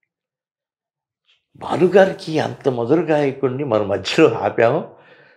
అసలు మధ్యలో చరణ్ బాగానే పాడాడు అన్నారు ఎవరో ఒకసారి, ఎన్నో చరణ్తో పాడించాలి. నాకు వినగానే ఫీజులు ఎగిరిపోయినాం. అబ్బాబ్బా చరణ్ ఎంత అత్యద్భుతంగా పాడావు, ఎంత అత్యద్భుతంగా పాడావు. రెండో పాట ఇమీడియట్గా ఎవరో పాడిన దాన్ని క్యాన్సిల్ చేసి మళ్ళీ ఆ పాట కూడా అతనితో పాడించు. ఈ రోజుల్లో ఒక పాటకే ఒక్కడిని మించి పిలవట్లేదు. అట్లాంటిది నాకు 2 పాటలు ఈ సినిమాలో వచ్చినాయి అంటే ఐఎమ్ గ్రేట్ఫుల్ టు అని పాపం అతను చెప్పాడు. నిజంగానే ఒక పాటకి ఒక వాయిస్, ఇంకో పాటకి ఇంకో వాయిస్ మార్చేస్తున్నారు కదా, మనకు గుర్తుండదు ఆ సింగర్ పేరు ఏంటో అదేంటో. నేను పట్టుబట్టి పాడించింది ఈ సినిమాలో మాత్రం బాలు గారు అబ్బాయి రమ్య బెహ్రా ఆ పాట ఒకటి పాడింది, మహానటిలో కూడా ఆఖరి పాట. అందుకని తను ఓసీత తనతో పాడించాను. తర్వాత మన మ్యూజిక్ డైరెక్టర్ గారు వైఫ్ 2 పాటలు పాడింది, సునీత కూడా ఒక పాట పాడింది, సునీత రెండు పాటలు పాడింది. అందరూ అత్యద్భుతం, అన్నీ కుదిరితే హ్యాట్స్ ఆఫ్ టు విశాల్. ఇప్పుడైనా ఒక మెలోడీకి ప్రాణం వైలెన్స్ అమ్మ. Very true. అండ్ ఈ పాటల్లో కూడా అండి too much orchestrisation, too much of music, too many instruments అట్లా కూడా లేకుండా చాలా హాయిగా అసలు ప్రశాంతంగా అట్లా బ్రీజీగా ఉంటాయి. ప్రతి పాట అలాగే ఉంటుంది, ఎవ్రీ సాంగ్. లిరిక్స్ కొంచెం ఆడిబుల్ గా ఉంటాయి, వాటిని డామినేట్ చేస్తూ మ్యూజిక్. అయితే హను గారు, మీరు ఈ డైలాగ్స్ రాసే ఈ క్రమంలో అంటే you put lot of effort are it comes naturally, ఎట్లా వస్తాయండి? ఎందుకంటే ఆ డైలాగ్స్, ప్రతి డైలాగ్లో ఒకటి చాలా ఇష్టంగా ఉంటుంది వినాలని, రెండోది ప్రతి డైలాగ్లో ఏదో ఒక మెటఫర్ ఉంటుంది, కొన్ని అర్థం కావు, బట్ ఏదో ఇందులో డీప్ మీనింగ్ ఉంది అన్న ఒక ఫీలింగ్ వస్తుంది. So how do you do that? అంటే దానికి చాలా ఎఫర్ట్ పెడతారా, లేకపోతే జస్ట్ కష్టపడ్డది ఏం లేదండి జనరల్ గా. అంటే దానికి అది డిమాండ్ చేస్తుంది, అది కావాలనుకున్నప్పుడు అది వస్తుంది అంతే. అది కొంచెం ఒక్కొక్కసారి టఫ్ అవుతుంది. అంటే ఇంకోటి ఏంటంటే మొత్తం సినిమాలో దేనికి ఏ లైన్ రాయటానికి మీరు చాలా ఆలోచించారు? ఎక్కువ కష్టపడ్డది ఆడిటోరియం సీన్ లో లాస్ట్ డైలాగ్. నేను రాయలేదు, చెప్తాను దాని స్టోరీ చెప్తాను. నేను నాకు సినిమా మొత్తంలో అత్యద్భుతంగా నచ్చిన లైన్ అది. నేను దాన్ని బ్రేక్ చేయడానికి ఎండ్ షూటింగ్ ఏదో రాసాను దాని ముందర, బట్ ఇంకా నేను హ్యాపీ కాదు. ఆ ఎండ్ డైలాగ్, ఆ సాంగ్ టేక్ ఆఫ్, ఇంతందం సాంగ్ ఎక్కడో హ్యాపీగా లేను. కొడతా ఉంది, ఆ రోజు షూట్ జరుగుతుంది, ఉంది డైలాగ్ ఉంది, ఓకే బాగానే ఉంది. నాకు ఎందుకో కొంచెం చాలా ఎక్కడో తెలియని బాధ వచ్చేస్తుంది లోపటి నుంచి. ఇదేంటిది, నేను ఇంకా 100% హ్యాపీ కాదు, ఇప్పుడు నేను షూట్ చేయాలి అది లాస్ట్ సీన్లో అన్న చాలా చాలా భయం వేసింది నాకు. భయం అంటే ఏదో తప్పు చేస్తున్నాను అన్న ఒక చిన్న కాన్షియస్ చెప్తా చూసారు. ఆ డైలాగ్ బాగాలేదు, ఇంకా బాగా రాయొచ్చు, బట్ ఎలో చేయట్లేదు, ఎంత ట్రై చేసినా ఎలో చేయట్లేదు. ఎందుకంటే అది రీస్టేజ్ చేసాం సీన్ అంతా. అసలు చాలా ఇబ్బంది పడ్డాను. రవీందర్ అని ఫస్ట్ ఎయిడ్ అండి సినిమాకి. నేను రవిని పిలిచి, రవి ఇది నాకు తెలిసి అరౌండ్ 12 తర్వాత వస్తుంది షూట్లో, 12 దాకా ఈ సీన్ ఇక్కడి నుంచి వచ్చి ఇక్కడికి వచ్చేలోపు నువ్వు ఏం చేస్తావు నాకు తెలియదు, ఇక్కడ సెట్లో ఉండక అసలు నువ్వు వెళ్ళిపో, దీనికంటే బెటర్ డైలాగ్ ఒకటి నాకు చెప్పు ప్లీజ్, ఇంతకు మించి నువ్వేం చేయొద్దు, వెళ్ళిపో ఈరోజు ఇక్కడి నుంచి, 12ంటికి కనిపించినావు. దీనికి ఒక అద్భుతంగా ఒక లైన్ పట్టుకొచ్చాను. షూట్ చేస్తా ఉన్నావు. నాకు ఇంకా టెన్షన్ ఏంటంటే ఏం చేస్తున్నాడో, వస్తుందా రాదా, లేకపోతే నేను కాంప్రమైజ్ అయిపోవాలా లైన్ తోటి, చాలా టెన్షన్ పడ్డానండి. ఆడు 1.5 hours వచ్చాడు, అరౌండ్ 10 o'clock అలా వచ్చాడు. వచ్చి అన్న ఈ లైన్ ఒకసారి చెప్తాను, నేను ఏదో షార్ట్ తీస్తున్నాను, ఒక్క నిమిషం సార్ ఇప్పుడే వస్తానని చెప్పి నేను పక్కకి వెళ్ళిపోయాను. ఆడు చెప్పాడండి లైన్, మతి పోయింది నాకైతే. అదే లైన్ అది ఇప్పటికీ తిరుగుతుంది మొత్తం నెట్ అంతా. ఏం లైన్? ఇంత అందం అబద్ధం చెప్తే నిజంగా ఒప్పుకోకుండా ఉంటుంది. మత్తిపోయింది లైన్ అది. అస్సలు నాకు గూజ్ బంప్స్ వచ్చేసినాయి. నేను ఫుల్ హ్యాపీ, అమ్మయ్య ఈ సీన్ బతికేసింది అంటే అది అంటే నేను తప్పు చేస్తున్నాను ఉంది దాని ముందర, కానీ ఇంత ఇలా లేదు. అది హిమాలయ పర్వతంలో ఉంది, అది ఏదో మన వికారాబాద్ లో కొండలా ఉంది నేను రాసింది. చాలా తేడా ఉంది రెండింటికి. సో హ్యాపీ అనమాట. సో మచ్ అంటే తన ఏడీని ఇంత బాగా అప్రిషియేట్ చేయటం అన్నది దానికి చాలా ఇది అసలు అత్యద్భుతంగా చెప్పాడండి అది. అలా అయితే దాని తర్వాత చాలా రాశాడు. అది కాదు అక్కడక్కడ మచ్చుతునుకలు చెమకులో చెల్లిపోతూ ఉంటాయి అట్లా. సో అసలు చాలా చాలా అద్భుతంగా రాశాడు. అతనితో పాటు ఇంకెవరన్నా కూడా వర్క్ చేశారు. రాజ్ కుమార్ కండమూడి, జయకృష్ణ అట్లా. బట్ దత్ గారు, ఇప్పుడు ఈ రోజు ఉన్న స్టేజ్ లో మీ చుట్టూ ఇలా యంగ్ పీపుల్ 30 ఏళ్ళు 40 ఏళ్ళు 50 ఏళ్ళ వాళ్ళు మీ చుట్టూ కూర్చొని చక్కగా సినిమా కథలు డిస్కస్ చేస్తూ సినిమాలు తీస్తూ ఉంటే మీకు ఏమనిపిస్తుందండి? You are in your 70s. How do you feel about this younger generation? ఆయన ఈ టాపిక్ లో వస్తే ఆయన అంతేనా? చాలా ఎంజాయ్ చేస్తాను. ఆ కొత్త ఊహాలోకాలకి నేను వెళ్ళిపోతుంటారా? అందుకని ముచ్చటగా ఉంటుంది. ఇప్పుడు హను గాని, నాగి గాని, స్వీటీ, స్వప్న వీళ్ళందరూ కూర్చొని మాట్లాడుకుంటే మీరు అక్కడ కూర్చుంటారు. నేను అక్కడే ఉంటాను. దానికి తోడు 20-30 మంది అన్ని డిపార్ట్మెంట్లో వాళ్ళు పనిచేసే విధానం అంతకుముందు మేము చేసినంత మొరటుగా ఉండేది కదా. అలాంటిది పాలిష్డ్గా రిజల్ట్స్ వస్తూ ఉంటే అందుకే నేను అన్నాను ఇందాక, వెనక్కి తిరిగి చూస్తే ఇంకొక 15-20 ఏళ్ళు అయినా సరే మహానటిలో ఆ అమ్మాయి గుర్తుంటుంది, మృణాల్ ఠాకూర్ గుర్తుంటుంది. ఇలా రియలీ సార్, రియలీ నిజంగా అందరినీ మీరు మీ ప్రపంచంలోకి తీసుకుపోయారండి. అంటే అక్కడ యుద్ధం జరుగుతుంటే మేము అందరం అక్కడ ఉన్నాం. అక్కడ వాళ్ళిద్దరు అంత పవిత్రంగా ప్రేమించుకుంటుంటే జనరల్ గా ఏమనుకుంటాం అంటే ఇద్దరు రూమ్ లో ఉన్నారు, మనం వెళ్ళకూడదు అనుకుంటాం. కానీ మనకు వెళ్ళబుద్ధి అవుతుంది అక్కడ, ఎందుకంటే that is so divine. So అంత శాంక్టిటీ, ఎంత బ్యూటిఫుల్ అట్మాస్ఫియర్ లో మీరు సినిమా తీసారండి. Really I appreciate you. Again congratulations for this wonderful success. ఒక అనానమస్ గా అన్ని చోట్ల నుంచి వచ్చింది ప్రపంచం, అమెరికా నుంచి, బాంబే నుంచి, అన్ని చోట్ల నుంచి గ్రేట్ లవ్ స్టోరీ చెప్పాడు డైరెక్టర్. ఒకరినొకరు టచ్ చేయరు. ఈ లోపల ఐ లవ్ యూ అనే లోపల 14 ముద్దులు పెట్టేస్తున్నారు సినిమాల్లో. ఇంత కెమెరా రకరకాల యాంగిల్స్ లో తిరుగుతుంది. ఈ రోజుల్లో అంత గొప్పగా చెప్పాడు డైరెక్టర్ అనేది నిజమే, అదే గొప్ప పాయింట్. సరే సార్, ఇప్పుడు ప్రొడ్యూసర్ గా మీరు ఎంత హ్యాపీ చెప్పండి, అంటే మీరు పెట్టిన డబ్బులకి ఎంత డబ్బులు వచ్చాయి చెప్పండి. ఒక ప్రొడ్యూసర్ గా ఒక కొత్త హీరోయిన్, రెండో సినిమా దొరకరు మా సినిమా, వీళ్ళిద్దరి మీద 51 కోటి ఖర్చు పెట్టి సినిమా తీయటం ఇట్స్ నాట్ ఎ జోక్. అది మేం కాబట్టి తీసాము. మాకు 5 మిగిలిన 10 మిగిలిన, నాకు తెలిసి 10-12 మధ్య మిగిలిందని అంటున్నారు accounts department.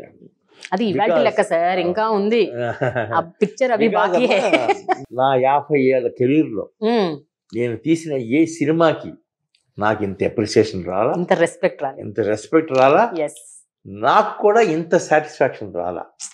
Yes, this is my feel. Anu garu తీసాను, జగదేకవీరులు తీసాను, ఇంద్రాలు తీసాను. యా, పెళ్లి సందడి ఒకటి ఆ రోజున 1 year ఆడినప్పుడు ఎవరు లేకుండా రాఘవేంద్రరావు చేసిన మాయలు బ్రహ్మాండం. ఇవాళ ఈ cinema great achievement for me.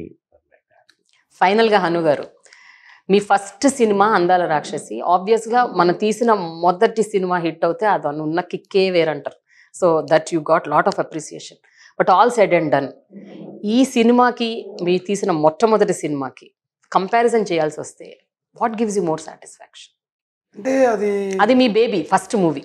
Yeah అండి, ఇప్పుడు అంటే అందాల రాక్షసి ఏమి అంత గొప్ప అప్రిసియేషన్ తోటి సినిమా తర్వాత మాట్లాడారండి. క్రిటికల్ అప్రిసియేషన్ తర్వాత వచ్చింది. ఆ రోజుకి ఏం లేదండి, అంటే ఒక హ్యాండిక్యాప్డ్ కిడ్ అది. So as a mother, father, I have to own it. Otherwise, there is no value. Wonderful. Success ni it's easy, but ఇదేంటంటే తన్ని ఎక్కడికో అంటే మీకు చాలా పేరు వచ్చిందండి ఆ సినిమా. జనాలు మీ గురించి మాట్లాడటం మొదలుపెట్టారు. ఇది అక్కడ బీజం పడిందండి, ఇక్కడ దాని ఏమంటారు పంట కోతకు వచ్చినట్టు అంటారు కదా, అలా. వండర్ఫుల్. ఓకే సార్, నేను మీ ఇద్దరిని ఒక 5 ప్రశ్నలు వేస్తానండి. ఇది ర్యాపిడ్ ఫైర్ లాంటిది, but not exactly rapid fire. Hanu గారు, మొదట మీకు దత్తు గారిలో మీకు బాగా నచ్చిన ఒక క్వాలిటీ చెప్పండి. ఒక 2-3 చెప్పొచ్చు, బట్ యువర్ లైక్ అసలు ఆయన కాంప్రమైజ్ అవ్వరండి. అవునా? సో ఆయన కూడా మీలాగే, అసలు కాంప్రమైజ్. అందుకనే birds of same feather flock together అంటారు. మేము చెప్తే నంబర్ మీరు అసలు అంటే ప్రపంచంలో జర్నీయే కష్టం అనుకుంటున్న టైంలో, పీక్ కోవిడ్ టైంలో మేము రష్యా వెళ్ళి సెయింట్ పీటర్స్బర్గ్ లో ప్యాలెస్ షూట్ చేసుకొచ్చాం. అది ఆయన ఛాలెంజ్, అది బేసికలీ. చెప్పారు కదా 51 కోట్లు అండి, మరి ఎక్కడికి పోతాయి. వారు ప్రొడ్యూస్ చేసిన ఫిల్మ్స్ లో అంటే సీతారామం పక్కన పెట్టండి, మీకు బాగా నచ్చిన ఒక 3 సినిమాల పేర్లు చెప్పండి. జగదేగువీరుడు అతిలోక సుందరి, జమదగ్ని, అగ్నిపర్వతం నాకు చాలా ఇష్టం అసలు, and Pelli Sandadi. Okay. And of course Shubhalagnam. Shubhalagnam, అవును, that is all time favourite everybody. Okay. Vyjayanthi banner లో ఇంకో సినిమా తీసే అవకాశం మీకు వస్తే అది ఏ జానర్ లో తీస్తారు? ఇది లవ్ స్టోరీ, మనీ లవ్ స్టోరీయా? ఓ, మేము ఫిక్స్ అయిపోయాం. ఫిక్సా ఏంటి? మీరు ఏమన్నా సిరీస్ చేయబోతున్నారా ఏంటి? ఫ్రాంచైజీ లాగా? సేమ్ డైరెక్టర్ వాళ్ళిద్దరినే పెట్టి సేమ్ సిరీస్. అంటే దీని సీక్వెల్ లాగా కాదండి, ఈ లవ్ స్టోరీ వాడు ఎలా చెప్పాడో రేపు పొద్దున వాడి మీద ఏ లవ్ స్టోరీ, వేరే లవ్ స్టోరీస్, అందరూ లైక్ జేమ్స్ బాండ్ సిరీస్ లాగా. అంటే లవ్ స్టోరీలో జేమ్స్ బాండ్ సిరీస్ లాగా. వండర్ఫుల్ అండి, సూపర్. ఓకే. హను గారు, మీ డ్రీమ్ ప్రాజెక్ట్ ఏంటి? నేను విన్నది ఏంటంటే మీకు చాలా యాక్షన్ థ్రిల్లర్లు అలాంటి సినిమాలు తీయాలని ఉందని, బట్ 5 సినిమాలు మీరు ఇలాగే లవ్ స్టోరీస్ చేశారు. మరి what is your dream project? Action film అండి, యాక్షన్ అండ్ ఎమోషన్. తీస్తానండి, డెఫినెట్ గా తీస్తాను. రాసిందా కదా? Stories. Okay, done. Finally Dattu గారిలో వాళ్ళ పిల్లల్లో మీరు కామన్ గా అబ్జర్వ్ చేసిన క్వాలిటీస్ ఏంటి, ఎలిమెంట్స్ ఏంటి యాజ్ ప్రొడ్యూసర్స్? సేమ్, అంటే కాంప్రమైజ్ అవ్వకూడదు అన్న తత్వం ఉంది కదా, యాజ్ ఇట్ ఈస్ డిఎన్ఏనా? కొంచెం అక్కడ అంటే అసలు కంటే వడ్డీ ఎక్కువ అని అంటారు కదా, ఈయనలో ఉన్న కాంప్రమైజ్ క్వాలిటీ కన్నా ఆమె ఇంకెక్కువేమో. స్వప్న అంటే తను ఎక్కువ ఇన్వాల్వ్ కూడా అవుతుంది. తనకి ఇప్పుడు కొంతమంది ఊరికి అది కాంప్రమైజ్ అవ్వకుండా షూట్ చేసేయండి, అది కాంప్రమైజ్ అవ్వకూడదు అని చెప్పేటట్టు ఒక పద్ధతి. కాంప్రమైజ్ అవ్వకుండా షూట్ చేయాలంటే ట్రబుల్ షూటింగ్ ఉంటుంది. ఆ ట్రబుల్ షూట్ ఎక్స్పర్ట్ స్వప్న. అబ్బో, నేను చూడలేదు ఎవరిని అలాగా. వండర్ఫుల్. ఓకే దత్తు గారు, ఇప్పుడు మిమ్మల్ని సీతారామంలో ఏ సీన్ అండ్ ఏ డైలాగ్ మీకు నిజంగా చాలా నచ్చింది సార్? అంటే మీకు మొత్తం సినిమా నచ్చింది అయినో, బట్ ఒకటి బాగా మీరు నిజంగా చాలా మస్ట్ హావ్ ఓనింగ్ ఇట్. ఆ అమ్మాయి లెటర్ ఓపెన్ చేసి చదువుతుందమ్మా. అంతకుముందు ఆ అమ్మాయి నడుచుకుంటా అతను అడుగుతాడు కదా, ఇక్కడ ఏం చేస్తుంది సుమంత్, కాశ్మీర్లో ఏం చేస్తుంది, అక్కడ ఓపెన్ చేసి అది తిరుగుతూ రూమ్లోకి వచ్చిన తర్వాత ఇతను వచ్చి లెటర్ ఇచ్చే ఆ లెటర్ తీసి చదువుతున్నప్పుడు I was bust.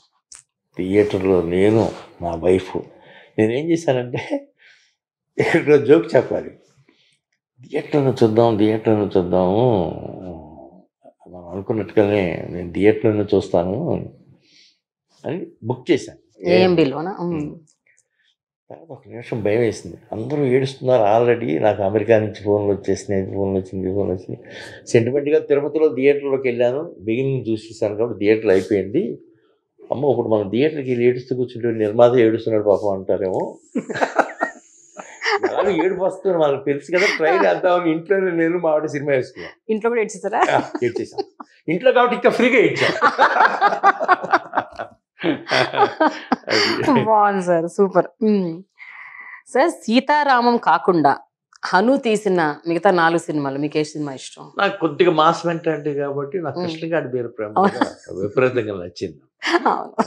Okay, done. Sir మీరు తీసిన మీ ఫిలిమ్స్ లో మీకు బాగా క్లోజ్ టు హార్ట్ ఏంటి సార్? ఒక 3 సినిమాల పేరు చెప్పండి. మీరు 40 సినిమాలు తీశారు కదా. నాకు ఇదే, నాకు 100% నా ఫస్ట్ ఫిలిం వచ్చి జగదేగువీరుడు. ఓకే. దెన్ పెళ్లి సందడి.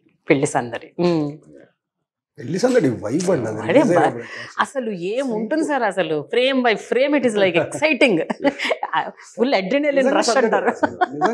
తర్వాత నాకు రీబర్త్ ఇచ్చిన సినిమా శుభలగ్నం. మీరు అవే చెప్పారు. వావ్. సార్ స్వప్న, ప్రియాంక, నాగి, వీళ్ళ ముగ్గురులో మీరు బాగా నోటీస్ చేసిన ఒక స్ట్రాంగ్ క్వాలిటీ ఏంటండి, which can take them to places? రేపు పొద్దున్న వాళ్ళు ఎక్కడైనా సక్సెస్ అవుతారు, ఈ ఒక్క క్వాలిటీతో? ముగ్గురు థాట్ ప్రాసెస్ ఒకేలాగా ఉంటుందమ్మా. ఒకేలాగా ఉండటం అంటే నాగి కథ చెప్పకముందే తన మనసులో ఏముందో వాళ్ళిద్దరూ గ్రహిస్తారు. అసలు అదేదో అంటారే టెలిపతి ఏదో ఉందేమో వాళ్ళకి. ఆవిడ ఆలోచన ఆవిడకేమో ఎలాంటి సెటిల్ అయ్యాలి, ఎలాంటి ప్రాపర్టీస్ కావాలనే దాని మీద గెలిపోతుంది ప్రియాంకకి. దీనికి ఏమి అరేంజ్ చేయాలి, ఏదైతే కరెక్ట్గా ఉంటుంది, ఏ ఆర్టిస్ట్ అయితే బాగుంటుంది అనేది స్వప్న ఆలోచన. సో అందుకనే ఆ ట్రియో మోస్ట్ సక్సెస్ఫుల్. అందుకనే స్వప్న నాగి చెప్పగానే హనుని పిలిచినా, హను దగ్గర లైన్ ఉన్నా, అక్కడి వరకు మేము ఇద్దరం కామన్. అక్కడి నుంచి ఈ సినిమాకి కావాల్సినవన్నీ టేకాఫ్ మొత్తం తనే చేసింది. తనే టోటల్గా తనే చేసింది. అసలు ఏ రోజున షూటింగ్ వదిలిపెట్టలేదు, ఎక్కడో ఫారెన్ అవుట్డోర్స్ తప్ప. ఎయిటింగ్ రూమ్స్ కానీ అది కానీ ఇది కానీ ప్రతి నిమిషం హనుని ఎంకరేజ్ చేసింది. షూటింగ్. సో ఇప్పుడు ఈ ముగ్గురిని మీరు 3 మస్కిటియర్స్ అంటారా, 3 ఇడియట్స్ అంటారా? మా పిల్లలు ముగ్గురు అమ్మా 3 గాడ్స్ అంటమే. Wonderful sir, super. Thank you so much sir for this wonderful interaction. అసలు నాకు సీతారామం గురించి ఇంకా ఇంకా ఇంకా ఎంతనో మాట్లాడాలనిపిస్తుంది, but time is one thing which keeps us. Sir మీకు గిఫ్ట్ హ్యాంపర్ సార్ నా తరపున, బికాస్ మంచి సినిమా తీశారు. Anu garu, this is gift hamper from millet bank. Dutt garu మీకు కూడా I'm so happy that I'm giving this. ప్రేమ జిందాబాద్. ప్రేమ, అవును, ప్రేమ జిందాబాద్, ప్రేమ జిందాబాద్. Thank you sir, thank you so much.